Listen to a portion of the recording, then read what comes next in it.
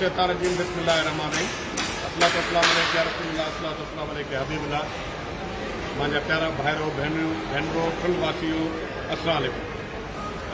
मां जीअं त पंहिंजे तक में हुउमि 2-3 ॾींहं उते मां हिकिड़ी कैब ते वियुमि जेकी तालाणी मुक़ाम ते लॻी।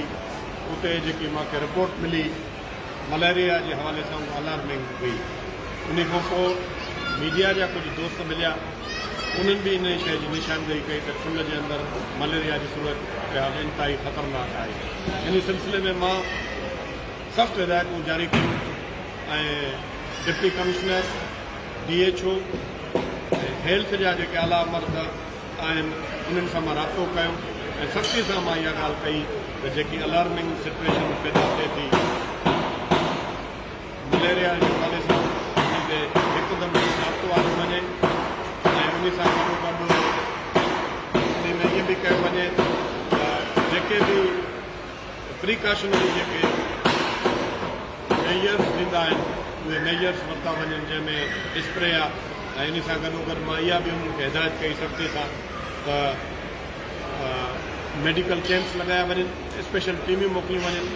इहो डिप्टी कमिश्नर साहिबु मूंखे अॼु फ़ोन करे इहा ॻाल्हि कमिटमेंट कई आहे त आगा ख़ान जी टीम बि मोकिलींदा ऐं DHO बि मूं सां ॻाल्हायो।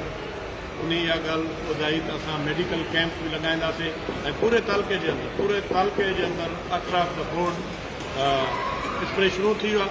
हुन शहर में स्प्रे शुरू थी वियो आहे ऐं इंशाअल्लाह ताला कंहिं बि सूरत में ज़रे बराबरि बि कोताही बर्दाश्त न कई वेंदी।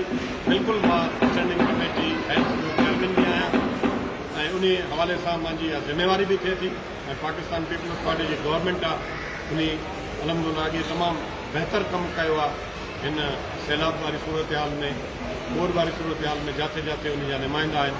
ऐं इंशाअल्लाह ताला तव्हां ॾिसंदा वे त हाणे जल्द जेके आहिनि मलेरिया जे लाइ स्पेशल कैंप लॻाई वेंदियूं ऐं वॾा डॉक्टर ईंदा ऐं पूरे तालुके जे अंदरि तालुका हॉस्पिटल खां वठी rural health centre, basic health unit, dispensaries ताईं मलेरिया जूं ड्रग्स प्रोवाइड कयूं वेंदियूं।